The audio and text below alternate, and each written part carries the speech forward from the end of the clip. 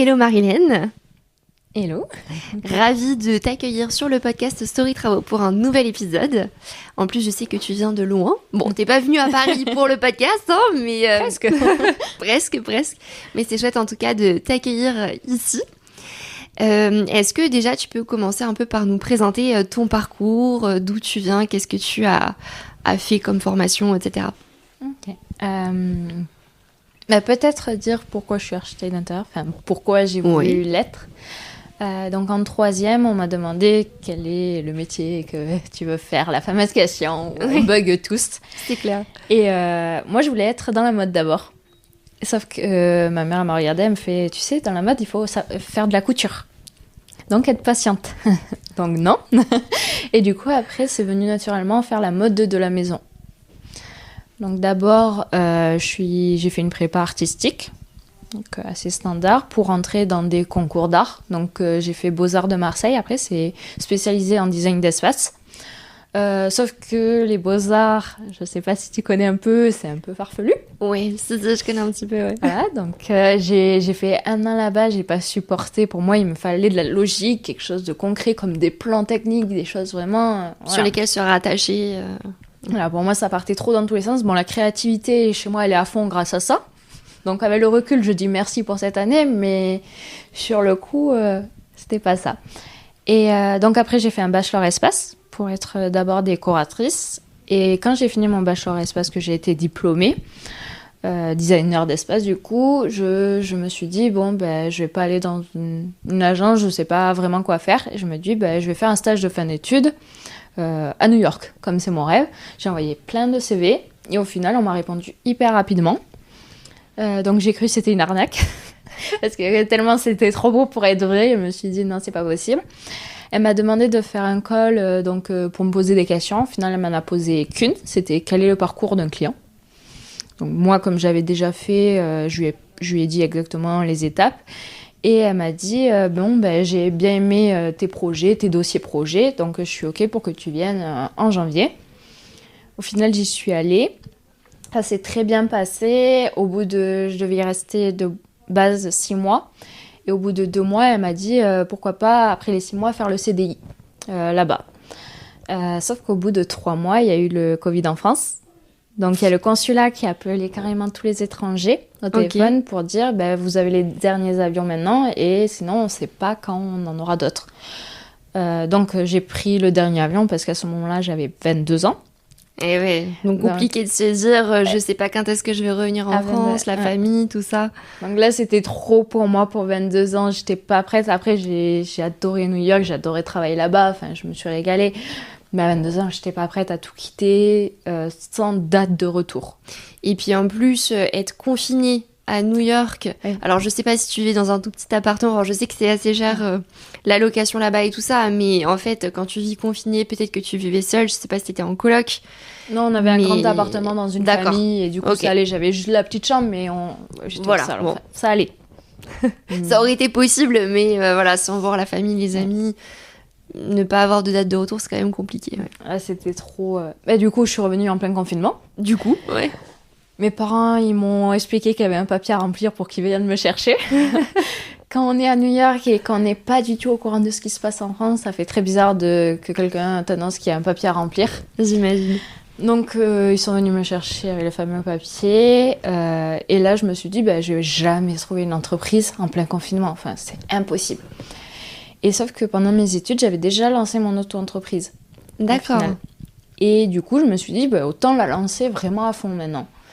Donc, je l'ai lancée. Au début, je me suis bloqué le bras de stress. En mode, je vais pas y arriver, j'aurai pas de clients. Enfin, vraiment stressée comme jamais. Je suis allée voir mon ostéopathe. Ma mère lui a expliqué que c'était à cause du stress. Lui, il a confirmé. Et il m'a recommandé à mes premiers clients. Incroyable. Et au final, ça a fait du bouche à oreille à partir de là. D'accord, donc c'est ton ostéo finalement qui t'a recommandé tes premiers clients et qui a permis vraiment le lancement finalement de ta Les premiers clients étaient ravis, ils ont recommandé à d'autres, qui d'autres ont encore parlé et ainsi de suite. Génial. Et du coup, en fait, ces premières prestations que tu as réalisées, c'était quel type de prestations exactement ? C'était plus de la décoration, parce qu'au début, je faisais pas de suivi de chantier du coup. D'accord. Et au bout de 2 ans d'entreprise, j'ai passé le diplôme d'architecte d'intérieur et le suivi de chantier en même temps. Et c'est de là où j'ai vraiment fait suivi de chantier et les projets plus gros, on va dire. Ok, donc au début, tu proposais plutôt des plans. Des plans de déco, mobilier, couleurs, voilà. D'accord. Mais je touchais pas cloison, élec, plomberie, je touchais rien du tout. Ok, c'est quand tu as passé ton diplôme que du coup, là, tu as vraiment pu t'attaquer aussi aux éléments plus techniques, on va dire, d'une rénovation et d'un aménagement d'appartement. Et en même temps, en passant le diplôme, je pouvais avoir accès à l'assurance décennale. Et si, en gros, on n'a pas l'assurance décennale, on n'a pas le droit d'aller sur chantier et on n'a pas le droit de faire de plan technique non plus. Même un plan avec juste des mesures, on n'a pas le droit normalement. Ok. Et quand tu dis on n'a pas le droit, c'est-à-dire par rapport au client, qu'est-ce que ça... Si, par exemple, je dis une bêtise, j'ai mis une cloison... Non, je vais faire... J'envenime l'esprit pour bien expliquer. Si j'ai mis l'arrivée à 50 cm et qu'au final, le tuyau, il tire trop, c'est ma faute. Et du coup, comme j'ai pas d'assurance, l'assurance du client ne peut pas se retourner contre moi. Et du coup, c'est pour la pomme du client. Ah oui. Comme c'est ma faute, c'est comme souvent, l'exemple le plus courant, c'est une ouverture de porte. On a mal calculé où il fallait la mettre et du coup, elle s'ouvre pas en grand. Ça, c'est pour la pomme du client aussi, parce que l'archi d'intérieur en question n'avait pas d'assurance décennale. Et du coup, c'est pas non plus la faute, on va dire, de l'artisan qui a posé la porte parce qu'il a suivi des plans ? Un peu, mais... En soi, les assurances essaient de partager les torts, sauf que là, il y aurait une part sur le client, parce qu'il ne s'est pas assuré que son archi d'intérieur était assuré. D'accord. Ok. C'est pour ça l'assurance décennale est très dure à obtenir si on n'a pas le bon diplôme, si on n'a pas les bonnes expériences derrière. Ouais, bien sûr. Et donc, du coup, tu disais en termes de type de prestations que tu proposes, toi, c'est prestations intellectuelles, c'est-à-dire les plans d'aménagement, suivi de chantier aussi. Ça dépend, je m'adapte beaucoup aux clients. Parce que j'ai des projets où je fais tout de A à Z, donc conception, les plans, les visuels 3D, plus le suivi de chantier. Mais là, par exemple, j'ai des clients qui m'ont demandé de faire toute la mise en place d'éco et qu'eux, ils voulaient vraiment rien avoir à faire. Ils m'ont donné les clés, ils ont juste signé les devis des artisans et après, moi, je dois tout faire et leur rendre leurs clés quand c'est fini. Et après, je fais des coachings aussi. Donc, les clients qui sont plus, on va dire, investisseurs, souvent, ils me prennent des coachings pour que je leur donne les bases du Airbnb pour qu'ils se démarquent de la concurrence, par exemple. Je leur donne les bases et après, ils arrivent à faire quelque chose qui se démarque. Comme eux, ils sont à la rentabilité. Oui. Et après, j'ai des investisseurs plus haut de gamme. Par contre, là, ils prennent notre conception. D'accord. Ça dépend. Conception et suivi de chantier aussi ou... Non, suivi de chantier, ils ont leur artisan, les investisseurs. Ok. Ça, non. Ok, donc après, c'est plus pour les particuliers que tu vas faire du suivi de chantier. Et les pros aussi, restaurants, hôtels, les choses comme ça, où là, ils n'ont pas le temps de gérer. D'accord, ok, pour les pros de ce type-là. Et en termes de périmètre d'intervention, tu peux faire des prestations pour des clients qui sont plutôt à Toulouse ou est-ce que ça peut t'arriver de faire des prestations pour des gens ailleurs en France Moi, je fais partout dans le monde. J'ai beaucoup de personnes d'îles qui me contactent, d'ailleurs. Trop chouette. Parce que quand je suis rentrée de New York, je continue à faire la distance avec New York. D'accord. Les premiers mois, je continue à travailler pour eux. Et après, j'ai arrêté parce que... Voilà. J'avais envie de vraiment me concentrer sur mon entreprise. Du coup, c'est pour ça que j'ai gardé ce type de distanciel. Mais par contre, le suivi de chantier, je fais que sur Toulouse. Mais si j'ai des clients, par exemple, là, j'en ai à Martigues, à côté de Marseille. Oui, je vois. Ils n'ont pas le suivi de chantier, du coup, comme je suis à Toulouse. Mais par contre, à force d'avoir des clients partout en France, j'ai les maîtres d'œuvre ou les artisans que mes anciens clients m'ont recommandé. Et comme ça s'est bien passé sur d'autres chantiers, je les recommande à mon tour. Ou sinon, je leur explique qu'est-ce qu'il faut vérifier chez les artisans. Je les laisse pas tomber, quoi. Oui, tu les laisses pas battre de leurs propres ailes sans parachute, entre guillemets. Ok, ça marche, hyper intéressant là-dessus. Et du coup, au niveau de ces différentes prestations, parce que typiquement, quand tu vas voir des personnes dans les îles qui te contactent, c'est pour le côté conception, mais comment ça se passe ? Ils te donnent, eux, des plans et tu leur proposes, du coup, un aménagement particulier ? Ils me donnent le plan d'existant. Après, ils me disent, du coup, c'est eux qui s'engagent à me dire quelle cloison on peut abattre ou pas. Souvent, je leur explique qu'il faut faire venir un bureau d'études avant pour valider. Après, moi, ma conception, c'est en fonction de leur dire et c'est à eux de s'assurer d'être sûr que ce soit possible chez eux. Après, moi, je leur fais l'agencement, je fais exactement le même process que s'ils étaient en face de moi. Et après, je les mets en contact avec mes fournisseurs pour qu'ils aient tout de livré quand ils veulent. Voilà. Ok, super intéressant parce que j'imagine que typiquement ceux qui sont dans les îles, au niveau des frais de transport, ce genre de choses, ça doit pas être évident non plus. C'est compliqué. Ouais. Il faut que je m'adapte avec les matériaux qu'ils ont chez eux. Et il y a plein de techniques qu'ils connaissent pas non plus. Mais ils sont très forts dans le bois, par exemple. Dans le bois, on peut leur faire tout faire. Tous les meubles sur mesure, en gros, je leur explique le concept de comment le faire et eux, ils le font. Ok. C'est pas la même approche, c'est pas les mêmes techniques. En fait, dès que je suis sur une île ou dans un autre pays, par exemple, j'ai fait Alger aussi. Alger, on pouvait pas mettre de bois. Tout le contraire de l'île. Donc c'est là où on s'adapte vraiment. Je cherche, je me questionne sur le pays en question et après je propose en fonction du pays. Quand tu dis que le bois, donc c'est quelque chose d'assez couramment utilisé dans les îles, mais par exemple à Alger, pas du tout. Pour quelles raisons exactement ? Alger, c'est par rapport à la chaleur. Du coup, ça dilate et c'est pas possible. Il faut que du carrelage parce que il faut que ça tienne quoi dans le temps. Ok, je comprends. Hyper intéressant de ce point de vue-là. Et donc, du coup, à Toulouse, tu fais du suivi de chantier. Donc, en termes de suivi de chantier, tu suis le chantier de A à Z. Tu passes par tes propres artisans, ton propre réseau d'artisans. Ou est-ce que c'est le client qui te dit, je voudrais travailler avec telle entreprise et après, tu t'adaptes ? Qu'est-ce que tu appelles de A à Z ? Alors, quand je dis de A à Z, c'est vraiment le suivi de tout le chantier, c'est-à-dire que tu fais la conception, après tu fais peut-être les devis avec les artisans, tu vérifies les devis, et ensuite tu suis le déroulement du chantier jusqu'à la remise des clés, réception des travaux. Oui, je fais ça du coup, forcément, parce que suivi de chantier partiel, je connais pas, c'est pour ça que... Non, mais je pose la question. Pour ça, j'ai cherché, attends, ça existe moitié de suivi de chantier ? Peut-être, il y en a, on sait jamais. Et du coup, oui, je fais qu'avec mes artisans, parce que c'est des artisans où j'ai pas besoin de venir tous les jours. Je me suis déjà retrouvée avec des artisans où chaque jour, je devais leur expliquer, je devais même leur expliquer comment on faisait les choses. Je me suis retrouvée avec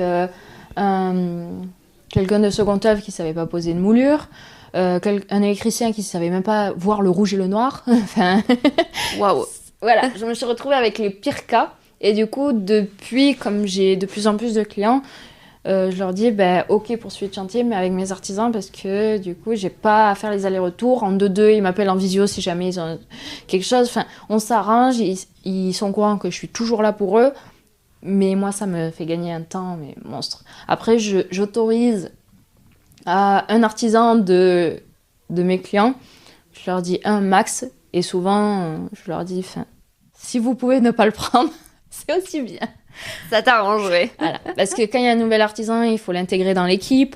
C'est plus, il connaît pas ma façon de faire, il faut lui apprendre. Du coup, c'est plus de temps de mon côté. Voilà. Et moi, j'ai quand même un certain niveau de finition, de détail. Et quand l'artisan ne connaît pas, je suis pas sûre du résultat. Tandis qu'avec mes artisans, je suis sûre du résultat, qu'il n'y aura pas de problème, quoi. Ouais, t'as l'habitude. Et ces artisans-là, du coup, est-ce qu'ils ne travaillent qu'avec toi ou pas forcément ? De base, non. Mais comme je leur envoie beaucoup de chantiers, ils ont plus de place pour les autres. Ça commence finalement à être vraiment un partenariat sur le long terme, donc ouais. C'est hyper chouette de ce point de vue-là. Et du coup, c'est des artisans, c'est des corps de métiers différents, ou est-ce que tu passes par des entreprises tout corps d'État ? Non, corps de métiers différents. Parce que j'aime pas, chacun son avis, mais... Tout à fait. Mais j'aime pas tout corps d'État parce que je trouve ils sont pas spécialisés. Et moi, par exemple, je dis une bêtise, le plaquiste, je veux qu'il soit spécialisé dans son domaine et qu'il puisse faire des choses hyper techniques. Parce que quand je fais des conceptions, j'ai à fond la créativité du Code des Beaux-Arts et je fais des choses très techniques. Mais il faut que derrière, ça suive. Par exemple, est-ce que tu peux donner un exemple concret sur le plaquiste ? J'en avais un juste avant. Parce que j'y pensais quand je disais plaquiste, mais c'est parti. C'est c'est des arrondis en intégrant en même temps une porte, mais de manière à qu'elle soit cachée dedans. Du coup, Porte invisible. Plus des LED, évidemment. Sinon, ça serait trop simple. Du coup, la totalité, il faut que ce soit intégré, que ce soit arrondi et qu'en même temps, il y ait de la lumière qui ressorte. Voilà. Donc, il faut quand même un gros travail de technique derrière. Et ouais, donc effectivement, il te faut des corps de métier et des artisans qui soient déjà assez pointus finalement dans leur côté technique. Ou qui ont envie d'apprendre. Ou qui ont envie d'apprendre, qui ont envie de se former sur le sujet pour te proposer quelque chose qui te convienne. Mais du coup, est-ce que c'est Parce que c'est vrai que cette technicité-là, on s'approche effectivement... Enfin, c'est quand même du haut de gamme, entre guillemets, dans le sens où, voilà, faut quand même être pointu sur ces sujets-là. Comment tu les trouves, ces artisans, du coup ? Mais tu vois, la dernière fois, j'ai voulu chercher comment j'avais trouvé mon artisan, enfin, un de mes artisans, et impossible de me rappeler. Je sais plus et je sais plus comment je l'ai trouvé. Et au final, je travaille avec... Ok, potentiellement, en fait, tu l'as rencontré une première fois, peut-être que les artisans eux-mêmes t'ont présenté d'autres corps de métier au fur et à mesure aussi qu'ils connaissaient. Ça a dû être ça, ou... hein. Ouais. Mais quand chacun de mes artisans, à chaque fois, je lui ai dit, mais comment on s'est rencontrés et... Le bouche à oreille, peut-être, ou... Ouais. Tu te souviens pas? Non. Et je me pose la question plusieurs fois en plus, hein. Ouais. Mais j'arrive pas à remettre... Il y en a un, je sais... Enfin, je sais pas comment je l'ai rencontré, évidemment. Mais je sais que je l'ai fait travailler une fois, que je lui avais dit après, à la fin, bon, sincèrement, je te referai pas travailler, parce que niveau travaux, t'es très bien, mais niveau réactivité, t'es un désastre. Et moi, je peux pas. Je supporte pas, je suis hyper réactive, il faut que tu sois réactif. Et après, je sais pas comment ça s'est fait, mais on est revenus à travailler ensemble, au final. Parce que, ah oui, j'avais tous mes autres artisans qui étaient remplis. Et lui, il me proposait d'autres artisans en même temps pour tout faire. Et donc, ça m'arrangeait niveau budget. En fait, c'était un des rares qui se déplace en hypercentre de Toulouse et qui a un budget convenable. Sans avoir plus 1000 € parce que vous habitez en hypercentre de Toulouse. Et en même temps, en 2-2, il était sur n'importe quel chantier. Si je donnais rendez-vous, il était là. Et du coup, maintenant, il est réactif. Et donc, maintenant, je l'ai réintégré. Il a travaillé sur ce point-là. Et c'est vrai que le fait de passer par les mêmes artisans en plus, j'imagine que tu peux jongler entre les chantiers de tes clients potentiellement. Enfin voilà, tu peux t'organiser au niveau des plannings, parce que j'imagine que du coup, toute la partie planification, c'est moi. C'est toi qui t'en occupes, avec le suivi de chantier, n'est-ce pas ? Donc ouais, c'est toi qui vraiment coordonne finalement l'intervention de tous ces différents corps de métier. Mais c'est intéressant parce que quand je prends un nouveau chantier, à chaque fois, je sais du coup quel est leur délai. Parce que comme c'est toujours les mêmes artisans, je sais exactement quand le chantier, combien de temps il va durer, quelle date on va commencer, quelle date on va finir, parce qu'après on enchaîne sur un autre chantier. Donc c'est aussi rassurant pour les clients. Parce qu'ils savent les délais, ils savent les dates, ils savent la conception doit être finie tel jour, les commandes doivent être passées tel jour, parce qu'après on enchaîne sur le chantier et on sait quand on a quoi. Et bien sûr. Et au niveau justement de toute cette technicité, parce que pour arriver à avoir effectivement à vérifier entre guillemets on va dire le travail des artisans au niveau technique aussi, comment tu t'es formée sur le sujet, c'est-à-dire que est-ce que c'est plutôt ton diplôme d'archi d'intérieur qui t'a permis d'acquérir ces compétences, ou est-ce que c'est plutôt avec l'expérience des différents chantiers? Comment ça s'est passé à ce niveau-là? Archi d'intérieur, je dirais pas tellement, parce qu'on apprend plus la conception. Ok, donc c'est-à-dire vraiment... l'espace Voilà. C'est les plans, l'histoire de l'art, la créativité, c'est pas vraiment les matériaux, la technique en soi sur chantier. À New York non plus, parce que c'était aussi de la conception. J'ai fait le suivi de chantier, là c'était un peu plus poussé par rapport aux papiers administratifs, les choses comme ça. C'était un peu plus poussé, mais encore, c'était pas ça. Ah oui, parce que c'est vrai que tu t'es formée aussi sur le suivi de chantier. J'ai fait une formation à côté. C'était vraiment, en fait, c'est sur le terrain, quand j'ai rénové mon appartement, où j'ai le plus appris. Parce que j'ai fait tous les corps d'état, enfin, avec mon conjoint, bien sûr, toute seule. Et du coup, c'est là où lui, il est pas du tout du métier, hein. Ici. À la base, il ne savait même pas qu'on mettait de l'enduit sur les murs, limite. Donc... Ok. Donc voilà, donc en gros, moi je devais apprendre pour lui apprendre. Et comme lui, il a les bras costauds, donc c'est lui plutôt qui faisait certaines choses. Et moi, je lui expliquais comment faire. Et comme je lui expliquais vraiment tous les corps d'état, au final, à mes clients, c'est très simple de leur expliquer. Et quand il y a un artisan en face de moi ou à distance qui me dit « Ah ben non, on peut pas faire comme ça », eh ben si, je le sais, je l'ai fait. Donc, Ouais. Donc tu t'as appris sur YouTube ou t'as appris avec des tutos Mes parents. D'accord. Enfin, mes parents, ils ont déjà rénové des maisons et du coup, ils étaient avec nous pendant la rénovation. Donc, ils ont appris très facilement. Ok, génial. En famille, du coup. Et après, c'est mes artisans qui m'apprennent tous les jours. Ah oui. Dès qu'il y a quelque chose que je suis très curieuse, donc dès qu'il y a quelque chose que je connais pas ou j'ai envie de faire, mais je sais pas par quel procédé y arriver, je demande à l'artisan, dis-moi, là je veux ce résultat, qu'est-ce qu'on va faire pour y arriver ? Propose-moi plusieurs choses et en fonction, moi j'affine par rapport au budget, par rapport à ce qu'il est possible de faire, voilà. Et au moins, eux, ils m'apprennent en même temps. Et s'il y a quelque chose que je vois qu'il est en train de faire, que je comprends pas pourquoi il fait ça, il va m'expliquer aussi. Mais ça, c'est le rapport qu'on a ensemble. Bien sûr, ouais, non, c'est clair que je pense que ça dépend vraiment du rapport que tu arrives à tisser avec tes artisans. Alors, bon, c'est vrai que moi, de mon côté, on passe plutôt par des entreprises tout corps d'État. Donc, du coup, c'est plutôt... C'est plus rentable. Alors, plus rentable, je sais pas, parce que c'est vrai que c'est quand même cher aussi une entreprise sous corps d'État, dans le sens où, bah voilà, ils payent... Enfin, ces artisans sont salariés, donc il y a pas mal de cotisations. Donc voilà, et puis l'entrepreneur fait le rôle d'un maître d'œuvre au final. Donc bon, voilà, faudrait voir au niveau des coûts, mais en tout cas, moi, ça facilite un peu le fait de passer par effectivement un entrepreneur, c'est mon point de contact, et après, il gère avec ses artisans la partie planification, etc. Mais du coup, c'est vrai que le fait d'avoir une relation un peu privilégiée, moi, c'est pareil. En fait, j'aime beaucoup poser des questions, je suis très curieuse, j'ai envie de comprendre, et donc quand il prend le temps de m'expliquer, bah, c'est hyper intéressant de monter en compétence aussi comme ça, quoi. Et tu y gagnerais pas à faire toi-même la planification et plusieurs entreprises différentes ? Tu as déjà essayé de faire le... En fait, moi, je l'ai pas fait directement. Par contre, mes parents l'ont fait et ils continuent à le faire, mais plutôt sur leur résidence principale, etc. Et c'est vrai que ça dépend aussi des artisans sur lesquels tu tombes. Mais en fait, quand ils ont juste un seul chantier avec toi... S'il y en a un qui a un problème de planning, ça décale tout le reste, que les autres peuvent pas forcément décaler parce qu'ils ont d'autres chantiers de prévus. Bon, ça peut être un peu compliqué aussi de ce point de vue-là, quoi. Mais bon.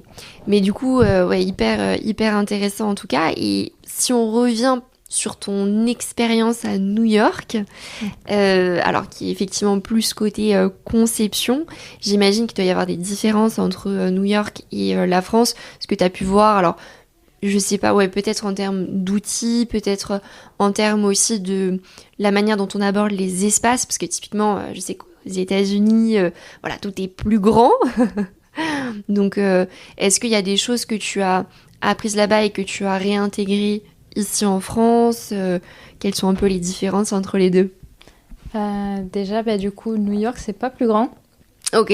Parce que là, on a fait un road trip aux États-Unis. Par exemple, on prenait une chambre standard, on avait 50 mètres carrés de chambre. À New York, comme il y a beaucoup de logements, les surfaces ne sont pas hyper grandes. Par exemple, on peut se retrouver avec une chambre, moi j'avais une chambre de 7 mètres carrés. Ok. Donc les appartements, on a vu des appartements, visité des appartements d'architectes. Les chambres, elles faisaient 10 mètres carrés, 12 mètres carrés. Donc il y en a qui sont très belles, il y en a c'est sûr, mais la plupart des personnes vivent dans des chambres comme ici. Non. À part dans les États-Unis, hein, mais New York, non. C'est à part en fait. Voilà. Et après, il y a pas mal de changements au niveau, pour mon métier en tout cas. C'est surtout parce que là-bas, ils délèguent tout. Alors que nous, en France, on va tout faire. On va même faire la compta, le juridique, voilà.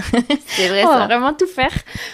Tandis que là-bas, par exemple, on va faire des DP, des permis. Tandis que là-bas, ils ont quelqu'un pour les DP, ils ont quelqu'un pour les permis, ils ont quelqu'un pour faire des visuels 3D, ils ont quelqu'un pour dessiner en direct, ils ont quelqu'un pour chercher les mobiliers. Ils ont tout. En fait, ce qui m'avait le plus surpris, c'est que là-bas, je faisais que du pro. Il n'y avait pas de particulier. J'en ai fait peut-être un ou deux, mais... Quand tu dis client en pro, c'était quel type de client, du coup ? Restaurant, rooftop, bureau, voilà. Sympa. Oh, top, très sympa. Mais je me suis perdue du coup. Ah oui, client pro. Et du coup, en réunion avec eux, nous, on disait la conception, on disait nos idées. Et après, il y avait quelqu'un qui dessinait en direct, il y avait quelqu'un qui était en train de faire les visuels 3D en direct, il y avait quelqu'un qui cherchait le shopping par rapport à ce qu'on disait. Enfin, ah oui, en direct. Il y avait tout en direct, et du coup, il y avait tout le monde qui parlait en même temps. Et nous, on présentait des idées, il y avait tout le monde qui recherchait pour savoir si niveau rentabilité, c'est bien, parce que certes, ils sont milliardaires, mais ils cherchent vraiment la rentabilité. Hein. Bon, ils sont dans les finitions, vraiment les détails, mais ils sont aussi très dans la rentabilité. Oui, ils tirent les coûts un peu vers le bas. Enfin, ils veulent optimiser, quoi. Mais ils veulent quelque chose haut de gamme, mais pas cher. Eh oui. Voilà. Donc ça peut un peu coincer, quoi. Ben, justement, c'est pour ça qu'il y avait le monsieur qui faisait les shopping. Il était spécialiste, c'était vraiment son métier de chercher les choses haut de gamme, mais pas chères. Et il trouvait, hein. Et il trouvait. Ouais, parce que c'est vrai que ça, typiquement, la shopping list... alors, moi, je le fais pour les apparts moi-même. C'est vrai que ça peut prendre quand même un certain temps. J'imagine que du coup, quand tu proposes l'aménagement à tes clients, ça peut aussi aller jusqu'à la shopping list et jusqu'à peut-être meubler et décorer pour le client leurs appartements ou maisons. Et par rapport à ça, justement, est-ce que c'est quelque chose qui te prend beaucoup de temps ? Est-ce que tu réutilises parfois en fonction des thématiques ? Non, je pose la question, hein, savoir est-ce que tu dupliques parfois, tu vois, en fonction de la thématique, ou est-ce que c'est vraiment unique à chaque fois ? Du coup, par exemple, avec cette question, je connais une investisseuse qui à chaque fois me commande des coachings déco, à peu près chaque mois, et elle est en sous-loc en gros, et elle a un propriétaire où il a fait appel à toujours la même décoratrice. Au final, à chaque fois que je rentre dans un de ces biens, je reconnais la personne parce qu'ils sont tous pareils. Il y a les mêmes meubles, il y a la même table, il y a tout pareil. Et moi, je me refuse de faire 2 projets pareils où je replace exactement quelque chose de... Il faut toujours que je change. Après, au début, on va dire 3 premières années, je changeais de fournisseur. Maintenant, au bout de 5 ans, j'ai toujours mes fournisseurs chouchous où je sais que je vais trouver ce que je veux chez eux. Si, par exemple, je dis une bêtise, je veux un tableau, je sais vers qui je vais me tourner. Si je veux un canapé, de ce style, je sais vers qui. Ou un autre style, je sais vers qui. Enfin, c'est tellement automatique maintenant que j'ai même plus ce temps de recherche. C'est, par exemple, j'ai des clientes, elles me disent « Ah, vous avez pas ça ? Ok, tenez, c'est ça. » C'est à force de faire que ça devient pas facile, mais rapide. Oui, plus rapide, sachant que j'imagine que c'est des fournisseurs qui se renouvellent aussi, mais qui, effectivement, tu sais que tu dois chercher tel objet, tu vas te tourner vers tel fournisseur. Toujours le même style et c'est toujours le même budget au final. Enfin, même s'ils font un peu d'augmentation, ils restent dans une gamme. Donc on le sait. Ouais, je comprends. Donc effectivement... Bon, alors, contrairement aux États-Unis, du coup, c'est toi qui te charges de tout ou vous êtes plusieurs dans ton entreprise ? Non, je suis toute seule. Tu fais tout toi-même. Ok, ça marche. Et tu gères combien de projets à peu près Très bonne en question. parallèle ? Parce que moi, j'ai la phase conception, j'ai les coachings, j'ai le suivi de chantier et j'ai ceux à distance où ils sont en cours de travaux et que je suis quand même quand ils ont besoin de moi. Donc, en soi, je peux pas vraiment... Par exemple, en suivi de chantier, je crois que je suis à 5 par mois. En conception, j'en autorise en gros 5, mais il y en a toujours 2 qui s'intercalent, donc on va dire à 7. Et après, à distance, je suis à au moins 20 en cours. Ah oui, quand même, ok. Mais c'est en cours, s'il faut, il y en a, ils finissent dans 3 ans. Oui. Je les vois pas tous les jours, c'est juste quand ils ont besoin de moi, je suis là pour leur expliquer certains travaux. Ouais, ils te sollicitent de temps en temps. Et puis après, j'imagine que tous les projets ne sont pas de même taille aussi. Voilà, donc Après, à distance, une fois qu'ils ont le dossier conception, je fais des rendez-vous assez clairs où je détaille vraiment tout. Donc, ils me sollicitent pas trop. En moyenne, un client à distance, il va me solliciter 1 ou 2 fois. Sur on va dire, maximum 3 ans de travaux. Ok. Donc c'est gérable. Ouais, mais ils sont toujours en attente. En cas de besoin, oui. Voilà. Par contre, là, je vais faire par rapport à l'e-shopping, je suis en train de faire, mais c'est hyper long à faire. Mais en gros, dès que je fais la conception avec les clients, ils ont l'option toujours l'e-shopping. Et il y en a qui n'ont pas envie de l'apprendre, ils veulent chercher eux-mêmes. Et je pense à tous mes clients offrir l'accès à tous mes fournisseurs. Comme à force, au bout de 5 ans, j'ai toujours les mêmes et avec qui j'ai contact direct des dirigeants. Donc je pense offrir ça, mais j'ai pas le temps de le faire, mais je vais le faire. Dans l'année, j'ai envie de faire ça parce que à chaque fois, tous mes clients ils reviennent vers moi. Oh, et au fait, Marilène, vous avez pas ça. Et du coup, avec cette ligne, ce listing, ils auraient tout. Et je pense que ça pourrait leur servir pas mal. Ouais, ça pourrait leur servir, surtout que j'imagine que tu as peut-être des prix aussi. Enfin, voilà. Je leur donne tout. Ouais. Je m'embête pas avec l'achat-revente et tout. Non, tenez, prenez mes remises. Ouais, donc effectivement, ce serait bien chouette à ce niveau-là. Et du coup, en termes de temps que te prennent les choses, typiquement, le côté conception, ça te prend combien de temps par exemple, pour un T2, ça va dépendre peut-être du projet, de la thématique. Ouais, ça dépend énormément parce qu'il y a on va dire des T2 hyper simples où, ok, il y a des travaux, des démolitions où je trouve le plan parfait directement. Les clients, ils comprennent tout, donc ça va assez vite. Et j'en ai d'autres où c'est que du sur-mesure, où c'est des plans biscornus, du coup je fais beaucoup de recherches pour trouver le plan parfait justement, ou les travaux, si je les suis, du coup, ça dépend de tellement de critères, mais en moyenne, je suis entre 30 et 50 heures par projet de conception. Ok, 30 à 50 heures. Bon, le suivi de chantier, ça va dépendre... Compte pas. Voilà. C'est en moyenne 2 heures, 3 heures par semaine. Par semaine, ok, ça marche. Et shopping list, alors ? T'as des idées de combien de temps ça te prend 3 heures. 3 heures pour un appart 2 pièces, ok.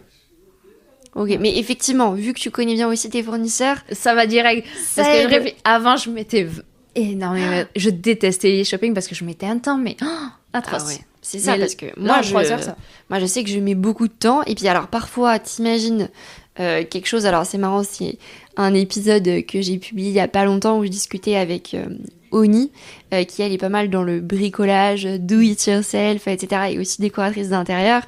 Et c'est vrai que je disais, moi, je passe un temps fou parfois parce que, tu sais, j'imagine quelque chose, mais tu veux ce quelque chose. Mais je trouve pas, tu vois. Donc, parfois, je fais défiler des pages internet. Donc ouais, c'est... Après, moi comme je fais la conception, du coup je fais la conception en fonction aussi de ce que je connais. Aussi, ouais, bien sûr. Donc ça joue, et quand je sais que ça n'existe pas, je le fais en sur-mesure. Ouais, bien sûr, ouais, effectivement, ça aide aussi. Est-ce que toi tu fais la conception du coup ? Ouais, j'ai fait la conception effectivement de mes appartements, ouais, notamment là un immeuble qu'on a dans le Nord qu'on va bientôt finir là. D'ailleurs, j'espère que quand l'épisode sera publié, l'immeuble sera loué. J'écrase les doigts. Et ouais, effectivement, c'est moi qui ai fait la conception avec les plans, etc. Alors après, de mon côté, j'utilise pas forcément des logiciels très professionnels. J'imagine que toi, tu utilises peut-être AutoCAD ou SketchUp. Ouais. Et c'est ce qu'ils utilisent aussi aux États-Unis ou... Oui. Ok. Non, aux États-Unis, c'est plutôt AutoCAD parce que SketchUp, il y a quelqu'un qui fait les visuels 3D. Ah oui. Voilà. Donc ils se divisent de toute façon. Ça leur sert à rien. Il y a que des travail. plans là-bas. On faisait que des plans et des images d'inspiration. Ah oui, d'accord, ok. Ok. Et on allait chez les showrooms. On allait voir les showrooms. Ça, c'était sympa. On revenait avec des matériaux pour montrer aux clients. Ok, d'accord. Oui, parce que c'est vrai que les 3D, ça aide quand même à se projeter. Et comme il y a quelqu'un qui dessine en direct... Ouais, c'est ça, en fait. Ils n'ont pas forcément besoin de voir plus. Puis après, ça restait des clients pro, donc c'est aussi différent des particuliers où les particuliers ont peut-être besoin plus de se projeter parce que ça va être chez eux. C'est encore un autre état d'esprit. Ça, c'est pas le même rapport aussi client et pro, parce que là-bas, le client, il délègue vraiment. En France, il faut d'abord vraiment valider le projet avant qu'il délègue quoi que ce soit. Parce que tant que, en gros, t'as pas montré de quoi t'étais capable, le client, il marche, mais à reculons. Oui, c'est le français, en fait, Voilà. sur beaucoup de sujets, je pense. Après, Enfin, maintenant que ça fait 5 ans que je suis dans mon entreprise, je trouve que les clients, quand ils arrivent, ils ont plus confiance parce qu'ils viennent pour le style que je mets en avant et aussi pour l'accompagnement que je mets en avant avec cette proximité. Ils n'ont pas peur de me dire les choses. Donc, il y a moins où ils reculent. Oui. Voilà. Je sais pas comment l'appeler à part recul. Oui, parce que j'imagine que ça doit arriver aussi, les clients qui changent d'avis. J'ai de la chance, j'en ai pas beaucoup. Ok. Parce que en soi, je fais un gros travail sur ce qu'ils ont vraiment besoin et vraiment leur style au début pour les cerner à fond. Et une fois que je les ai cernés à fond, j'essaie de les faire bouger pour aller un peu plus loin. Et une fois que je les ai fait bouger au max, on revient sur le basique où je sais qu'ils vont adorer. Ouais. Ouais, donc en fait, finalement, il n'y a pas forcément de changement de décision pendant le chantier. Pendant le chantier, j'en refuse. Hein. C'est avant ou chantier, c'est fini. Hein. Vous prenez, si vous voulez, on décale le chantier, mais vous me prenez toutes les décisions avant. Ok, ça marche. Ouais, parce que comment ça se passe? Tu commandes tous les matériaux avant le début, tout est commandé, donc après, plus de retour possible en arrière. Mais après, souvent, j'ai la chance, mes clients, ils sont pas forcément sur place pendant le chantier. Ils ont le droit d'y aller quand ils veulent. Hein. Il y a des rendez-vous où je leur dis de venir. Mais du coup, à chaque fois qu'ils viennent sur le chantier, ils sont en mode « Oh, il s'est passé ça !» Ils ont les yeux grands ouverts, ils sont trop contents. Du coup, ils ont pas ce moment où ils se disent « Ah, ici on faisait ça, ici on faisait ça !» Non, ils ont le projet conception qui est validé, ils ont sur quoi ça va arriver, ils me font confiance. Et du coup, c'est plus simple. Et puis les délais tournent aussi, donc voilà. Ça avance. Je les rassure beaucoup aussi. En fait, dès que j'ai une info, je leur dis. Même si ça me met en péril parfois, où je suis pas censée leur dire, je dis tout. Parce que ça doit arriver aussi en rénovation, qu'il y ait des petits imprévus qui se glissent par-ci, par-là. Par exemple, une VMC qui date, on dirait, de 500 ans, oui. qu'il faut absolument changer et que tant qu'on n'était pas en réno, on la voyait pas. Donc il y a des surprises que, bien sûr, mais dans ces cas-là, je le dis au client direct. J'attends même pas une heure, c'est de suite, il est au courant, il sait les coûts. Quand je l'appelle, il a toutes les informations, je lui dis tout. Il n'y a pas de « Ah, attendez, il faut encore que je demande à bidule ou bidule, ça ». Non. Quand je l'appelle, il est au courant de tout. Il me dit s'il acte qu'on la change, par exemple. Voilà. Ok, ouais, il a toutes les infos. Du coup, il est rassuré. Ouais, tu lui apportes déjà les solutions aussi. Par exemple, dans les comptes rendus, souvent, il y a des problèmes parfois qui peuvent arriver. Mais direct, il a la ligne de dessous avec les solutions qui vont être mises en place. Oui, parce que tu fais du coup des comptes rendus d'avancement de chantier. C'est quoi? C'est toutes les semaines? Ok. Pour dire ce qui s'est passé, voilà. Quels sont les challenges la semaine d'après? Qu'est-ce qu'on a fait cette semaine? Quels sont les problèmes? Quelles sont les solutions? Enfin... Et au niveau du coup de la planification avec tes artisans, comment ça se passe? Tu fais aussi c'est quoi? C'est un point de visite hebdomadaire que tu fais avec tes artisans et après tu fais un compte-rendu écrit aussi sur ce qu'ils doivent... mes artisans, en soi, c'est pendant la visite que je leur dis quoi faire. D'accord, ok. Et donc, après, ils ont bien sûr le compte-rendu. Hein. Mais pendant la visite, on acte tout. Il n'y a pas de... on attend, on a un point en attente. Non, on acte tout. Et après, moi, je suis pas du genre où je le trouve souvent parce que parfois, je fais des conceptions. Mais ils ont déjà leur artisan. Du coup, je fais pas le suivi de chantier. Sauf que ça m'arrive de quand même voir les artisans. Et la plupart du temps, je vois les clients et les artisans tourner autour du pot pendant 1 heure. Du coup, moi, je suis pas censée dire quelque chose à ce moment-là. Donc, je les regarde tourner autour du pot. Et en fait, ils brassent le problème, sans jamais donner de solution. Du coup, au bout d'une heure, il me faut un peu pitié. Ouais. J'avance et je leur dis, bon, c'est quoi le problème? Du coup, ils me disent, le problème, un truc bateau. Je leur dis, bon, solution A, il y a ça. Solution B, il y a ça. Solution C, il y a ça. Et du coup, il me dit, niveau technique, c'est pas bon. La A, du coup, ok, la B, oui, c'est bon. La C, oui, c'est bon. Ok, vous avez 2 solutions. Pourquoi vous avez passé 1 heure à redire le problème? Et du coup, moi, les suivis de chantier, c'est très direct. Ouais. Je veux pas, genre, qu'on me rumine le problème. Ok, il y a eu un problème, c'est quoi la solution? On ne perd pas de temps. Je suis vraiment... On y va direct, quoi. Et après, j'avais fait des photos sur un chantier et on m'avait dit que mon visage est changé. C'est vrai? Que j'étais pas la même que... j'avais... c'était ma pote qui me prenait en photo. Elle m'a fait, mais on aurait dit une autre personne.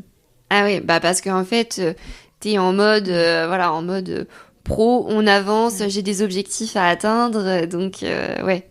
Même moi, je me suis pas reconnue sur les photos. C'est vrai. En plus, mes artisans, ils savent, pendant qu'on est au travail, c'est vraiment, t'enchaînes, et après, on peut rigoler. Mais quand on est sur le chantier, on y va, les gars. Ouais. Après, on peut rigoler en même temps que sur le chantier, parce que c'est à bonne humeur et tout. Enfin, j'aime pas les chantiers où ils sont speed. Non, il faut qu'ils se sentent bien, parce qu'il faut qu'ils aiment ce qu'ils font aussi. S'ils aiment pas, ils vont le faire bâcler, tandis que s'ils aiment, ça va être toujours plus beau.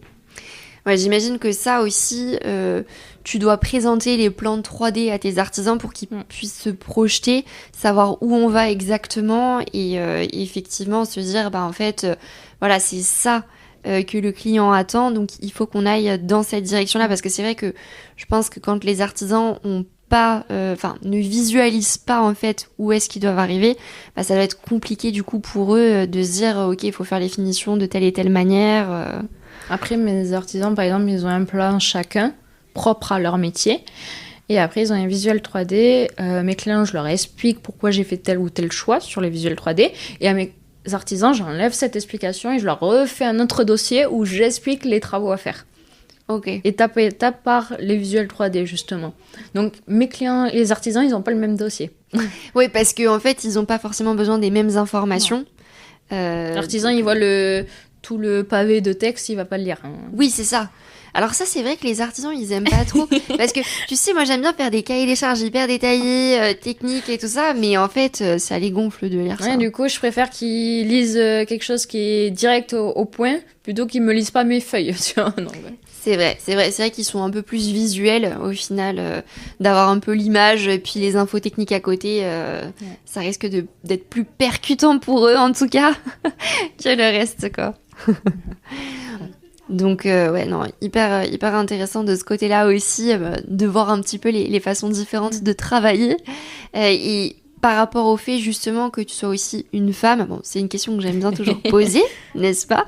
Dans un monde qui est encore très, très masculin, celui du bâtiment, comment ça s'est passé au début, quand tu as commencé à travailler avec tes artisans? Est-ce que de suite, tu as pu t'imposer? Parce qu'en plus, tu es assez direct. Alors, peut-être que tu as pris aussi ce pli-là parce que justement il y avait le côté où il y a besoin un petit peu à un moment donné de s'imposer et de se faire respecter, dans le sens où quand t'as commencé t'étais quand même assez jeune. 22 du coup. Ouais, c'est ça. Donc dis-moi. Mais j'ai jamais eu ce problème. Ok. Parce que en soi je suis, comme tu as dit, très directe. Et du coup, dès que l'artisan commençait à aller à droite à gauche, je le recalais direct. Et il n'avait pas moyen d'aller à droite à gauche. Il n'a pas le choix, il applique et c'est tout. Okay. Et je peux être limite, pas méchante, mais hyper autoritaire, où il se dit « Ah ben non, je vais pas faire long feu si je vais à droite à gauche, en gros. » Et après, j'ai les autres artisans où ils essaient, les vieux, on va dire, ceux qui sont d'autres générations, ils avaient des autres techniques. Voilà. Tout à fait. Eux, ils me regardent, ils me jugent d'abord.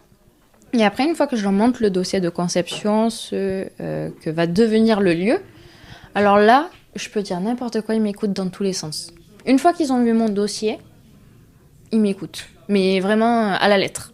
Ah oui. Donc c'est vraiment ton dossier de conception, finalement. Qui m'appuie énormément, parce que les artisans, j'ai beaucoup d'artisans qui me disent c'est rare d'avoir des dossiers aussi clairs, qui vont droit au but, qui sont vraiment très techniques aussi pour nous, qui ne pensent pas que aux clients.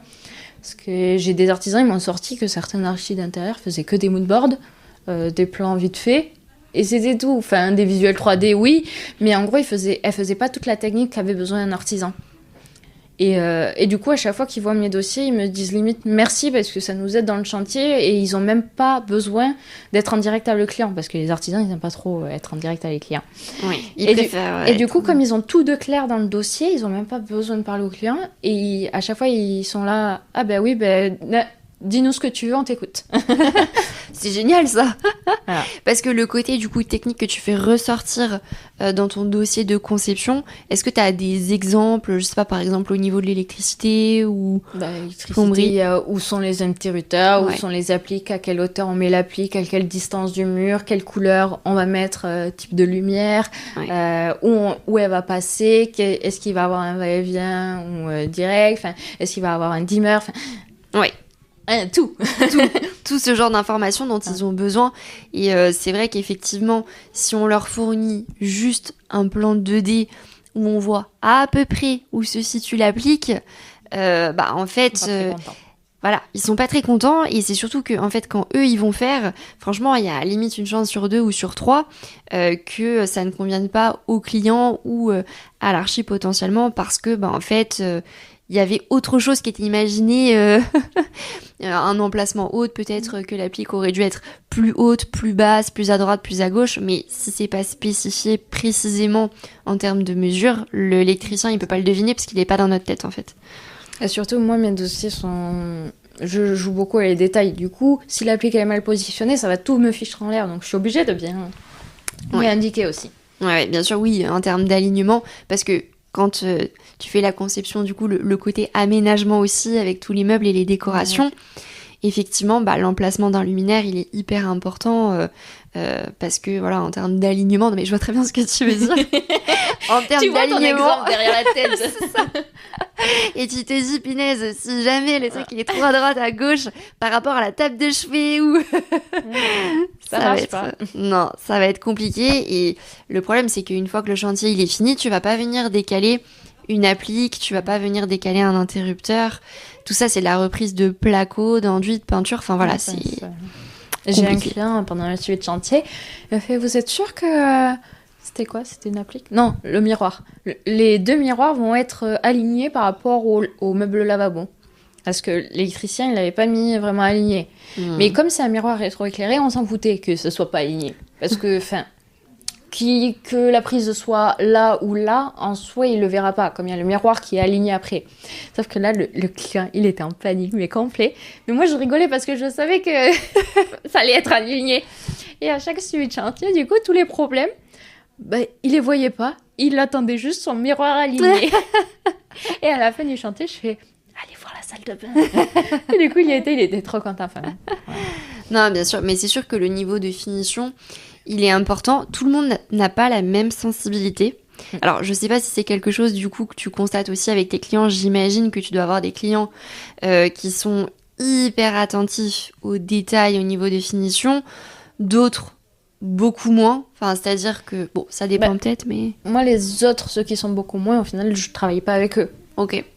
Les personnes qui me prennent, ils me prennent pour ce niveau de détail. Donc, D'accord. j'attire pas. C'est comme Ikea, ils vont pas attirer quelqu'un qui veut du Roche-Beaubois. C'est vrai. Donc, automatiquement, je sais que mes clients vont vouloir ça. Ils vont vouloir quand même un niveau de finition hyper détaillé, quoi qu'il arrive, quoi. Par exemple, pour niveau travaux, les artisans, ils vont te dire finition constructeur ou finition particulier. Et du coup, moi, jamais de la vie, ils me disent niveau finition constructeur. Ouais. Oui, parce que niveau constructeur, il faut reprendre derrière pour avoir un niveau de finition satisfaisant, quoi. Et encore, quand tu dis, constructeur particulier, j'ai envie de dire, je pense qu'il y a même des entre-deux. Parce que ça peut arriver aussi qu'il y ait effectivement des artisans qui disent, si vous voulez un niveau de finition, qui va vraiment dans le détail, ça va aussi coûter plus cher parce que peut-être passer un peu plus de temps dessus. Ou t'as pas trop eu le cas Moi, j'ai pas trop le cas parce que dès le début, je leur dis de chiffrer en fonction de ce que je vais faire. Je sais déjà à peu près ce que je vais faire. Je leur dis, et même mes artisans, ils me connaissent, donc ils savent les conneries que je vais leur demander de faire. Donc, ça veut dire déjà qu'ils vont être dans la merde dans tous les cas. Donc, il y a pas longtemps, ça a pas pu aboutir parce que du coup, c'était un ami. Donc, un ami, je lui ai dit, je vais pas te faire payer le suivi de chantier.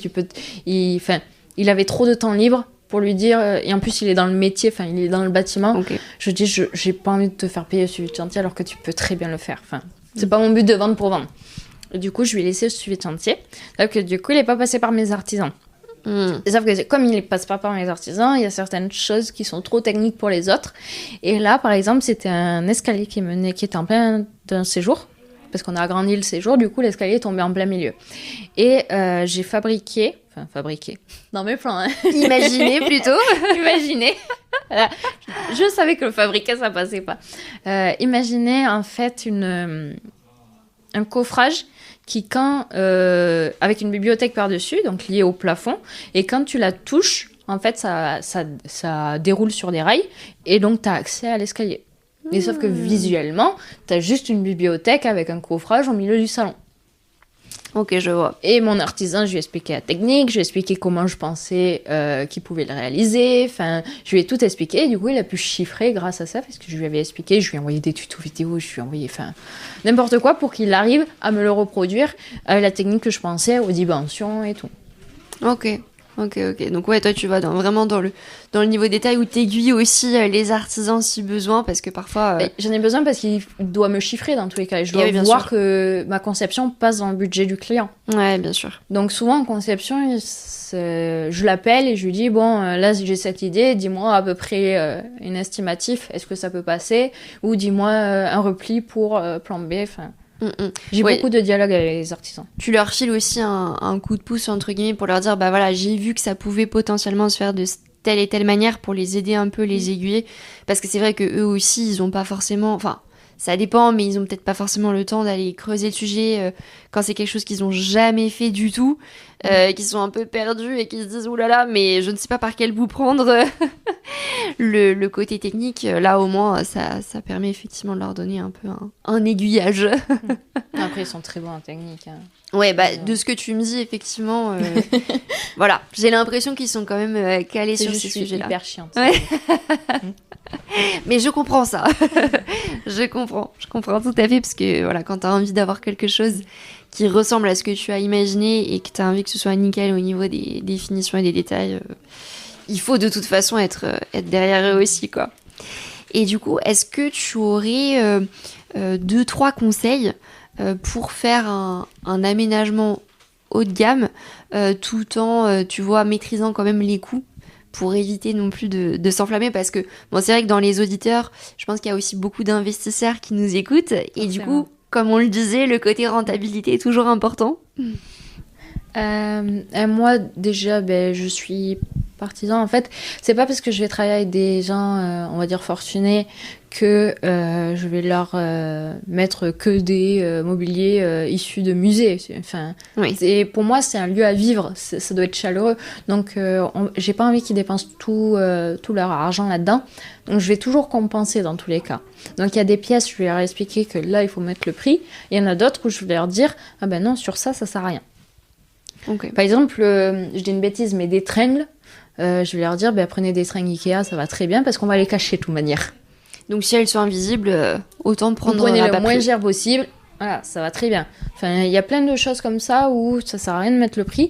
Il y a aussi tout ce qui est accès fournisseur, où c'est bête. Bon, par exemple à Toulouse, il y a beaucoup de calcaire, et donc une paroi qu'on achète dans une grande enseigne, on va la payer 200 €.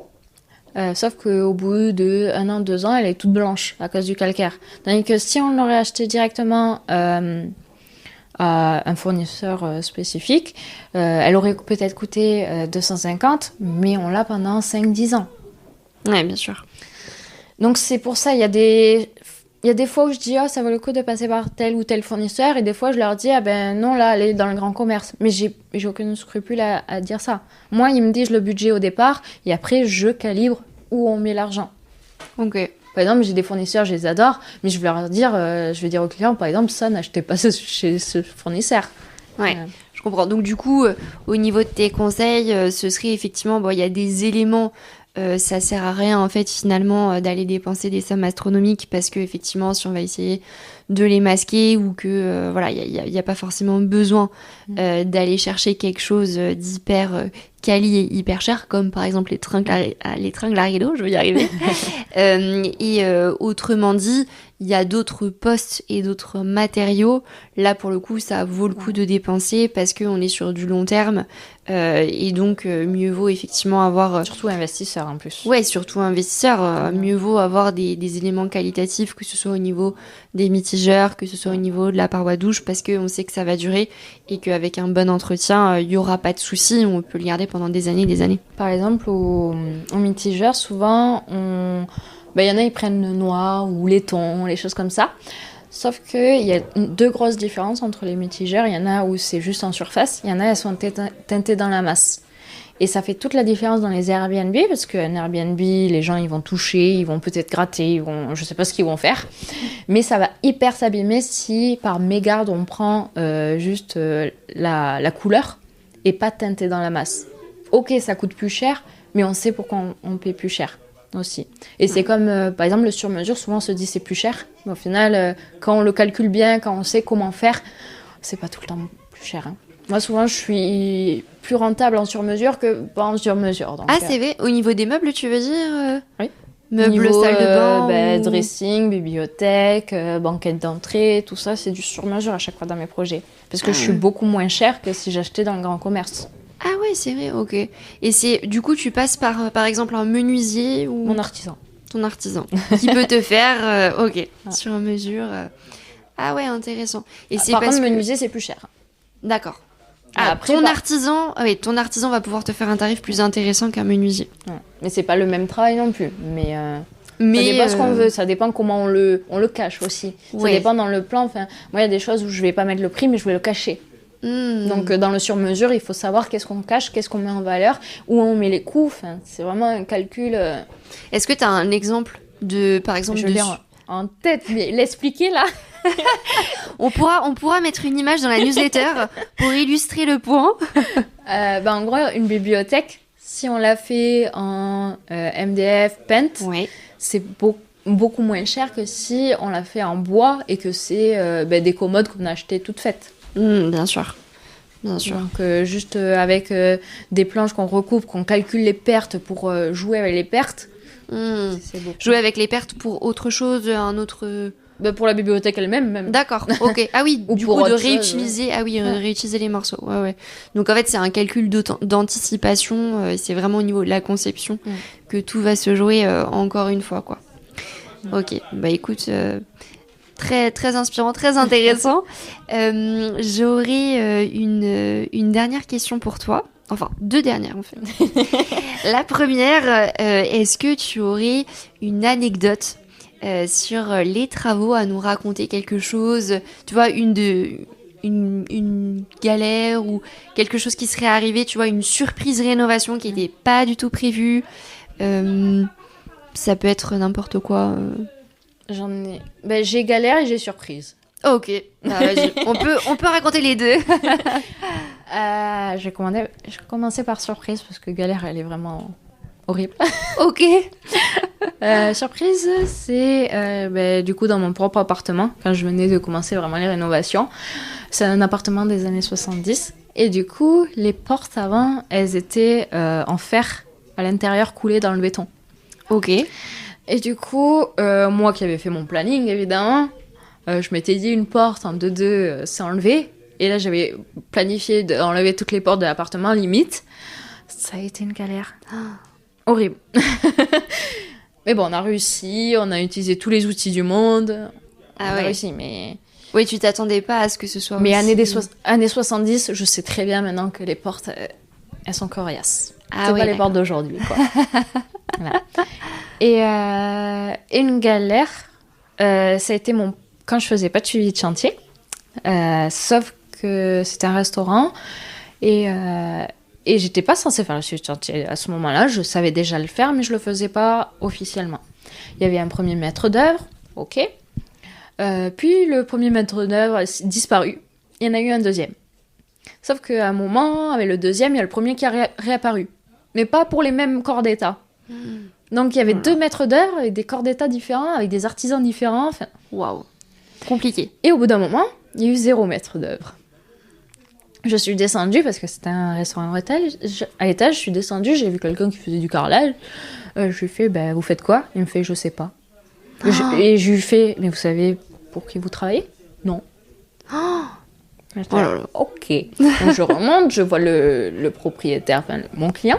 Je fais, c'est normal qu'il y ait un artisan, il sait même pas pourquoi il est là, il sait même pas ce qu'il fait. Enfin, là c'est n'importe quoi. Enfin, les plans ils sont établis, il faut qu'ils suivent un certain minimum, mais là il sait rien.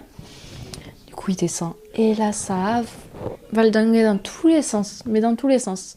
Et après j'ai découvert pourquoi du coup il y avait plus de maître d'œuvre, parce que les clients, à part avec moi, ils étaient affreux avec tout le monde. Mais affreux. Et je me rappelle très bien à ce moment-là, je crois que je venais de rentrer de New York, j'avais peut-être 23 ans. Le client, il m'a dit, sincèrement, Marie-Hélène, si tu arrives à finir ce chantier, tu pourras tout faire après. Et j'ai fini ce chantier à 2h du matin, en plein rue de Toulouse, en train de monter des chaises et des tables. Et depuis, mon conjoint, il m'a dit, plus jamais tu revois ces clients. C'est Alors fini. qu'il m'avait rien fait à moi, personnellement. Enfin, Oui. moi, il s'était pris à tout le monde, sauf à moi. Oui. Peut-être parce qu'à chaque fois je les voyais, je souriais, donc je sais pas. Mais Mais- m'a pas pris j'étais la seule à qui ils s'en prenaient pas. Et à chaque fois, à la fin, quand il y a eu l'ouverture, ils m'ont dit oh, on est vraiment fiers du travail que tu as fait et tout. Et sauf qu'avec le recul, je me suis dit ah oui, c'était le chantier, mais désastre. Désastre. Mais quand on passe par ce genre d'épreuve, après tout paraît plus simple du coup. C'est tellement plus facile. Enfin, tous les chantiers, il y a des clients qui me disent qu'ils ont peur et tout. Je fais vous inquiétez pas. Ça Dans ma bien tête, facile. il est tellement facile leur chantier. Je suis là, mais ça va où les crèmes? Là, genre, c'était un restaurant, on avait 0 commande, il fallait livrer tout sous 2 jours. Ah là là. Il fallait tout commander, il fallait tout réceptionner. On avait 1 mois de délai pour faire les travaux, alors que ça en méritait au moins 6. Enfin, Tout est une question de pression là sur ce chantier. ah là, c'était, enfin, t'avais de tout en même temps. T'avais limite un ragréage en même temps que l'autre qui posait le sol. Enfin, Ah oui. j'ai jamais vu pire que ça en chantier. Ah oui. Bon, du coup, finalement, t'as commencé par un de tes Le pires pire. chantiers, ton pire chantier. Et du coup, tout le reste Tout le reste paraît a été beaucoup plus hyper simple. facile. Et puis, enfin, c'est ça aussi l'avantage d'être à son compte, c'est qu'on peut choisir les clients avec lesquels on travaille. Et ça, c'est tout bénef aussi, parce que bon, l'immobilier, enfin, les travaux, suivi de chantier, conception, tout ça, c'est beaucoup de relationnel aussi. Comprendre les besoins de tes clients, leurs attentes. Donc, j'imagine qu'il faut quand même, comment dire, qu'il y a un feeling un petit peu avec le client aussi, parce que quand tu bosses sur leur projet, il faut que tu aies envie aussi de bosser dessus, normal. Ça m'est déjà arrivé d'avoir des clients qui me disaient un style qui n'est pas le mien. Oui. Enfin, j'ai pas vraiment un style à moi, j'ai un mix and match de plein de choses, mais il y a des styles où j'ai du mal quand même. Et du coup, quand on me dit c'est ce style, au début j'y vais en reculant, je commence à le travailler et au bout d'un moment, je sais pas ce qui se passe, j'arrive à switcher et à faire que ce style, pour eux, j'aime. Oui. Enfin, il y a toujours un moment où au début, c'est un style que ça va pas, et après je l'ai fait évoluer en même temps que moi, et Ouais. du coup, ça match pour tout le monde. Ouais, finalement, t'arrives à trouver des points d'entente pour effectivement que ça plaise à tout le monde. Tu les fais évoluer aussi, tu leur montres peut-être des choses qui font évoluer le style et finalement, ça finit par être très joli esthétiquement. Enfin bon, après, c'est... Pour l'instant, il n'y a aucun projet que j'ai pas aimé Ouais. visuellement. Enfin, Oui. visuellement, même les clients, je les ai tous aimés. Donc, Et c'est quoi ton plus beau projet? on me l'a déjà dit, mais je sais pas. Tu peux pas le choisir. Ok. Non, parce que en fait, moi, les projets beaux visuellement, moi, c'est rien parce que c'est le client qu'il y a derrière. Ouais. Je m'attache à la personne plus que au projet. Même D'accord. parfois, je suis plus impatiente que... Voilà. De voir le résultat final, le avant-après qu'on adore. Je suis tellement impatiente à chaque fois, c'est horrible. Je comprends. Là, j'ai des chantiers, il y en a, ils commencent rien qu'en avril. Il me tarde déjà qu'ils commencent pour avoir le résultat. C'est horrible. Pour voir ce que ça va donner. Bah bien sûr, parce que t'imagines les plans, donc forcément, quand ils prennent vie, c'est encore une autre dimension. Bah écoute, merci beaucoup Marie-Hélène pour tout ce que tu nous as apporté aujourd'hui. C'était très intéressant. J'avoue que l'architecture d'intérieur, c'est un monde, moi en tout cas, qui me plaît beaucoup sur le côté décoration, imagination. Enfin voilà, refaire vivre des anciens appartements ou anciennes maisons qui ont beaucoup vécu et leur donner une seconde vie, je trouve ça génial. Donc merci pour tout ça. La dernière question que je voudrais te poser, c'est qui tu aimerais entendre sur le podcast Story Travaux? Est-ce que tu penses à quelqu'un? En archi, en travaux, Ça peut être archi, travaux, autre. Je pense que ça peut être pas mal de Enfin, j'ai pas la personne, j'ai pas le mot, hein. Enfin, D'accord. le nom, Ok. mais un artisan. Un artisan, ok. Un artisan... Un corps de métier spécifique en tête ou pas forcément? Peut-être tout corps d'état, à Ok. voir comment il fonctionne avec ses artisans, à voir s'il peut répondre à la place aussi technique de chaque artisan. Enfin, Ok. ça peut être pas mal. Ça peut être intéressant. Ouais, t'as pas forcément de nom du coup en tête, mais Ok, je note. Si je l'idée. réfléchis plus, je pourrais avoir des noms. Ok, Mais ça là, marche. sur le coup, non. Pas de souci, ça marche. Merci beaucoup. Où est-ce qu'on peut te retrouver? Sur les réseaux Sur Insta, donc Ouais. Agence LM Déco. Et je crois que LinkedIn, c'est pareil. Non, peut-être pas. C'est peut-être Marilène Laurent sur LinkedIn. Mais il y a Agence LM Déco quelque part aussi. Ok, Et après, mon site, agencelmdeco.com. ok, super. Bon, je mettrai ça de toute façon dans la newsletter pour qu'on puisse se retrouver facilement. En tout cas, merci beaucoup Marilène et puis je te dis à très bientôt. Merci à toi pour toutes tes questions et ta sympathie. Avec plaisir. À bientôt. À bientôt.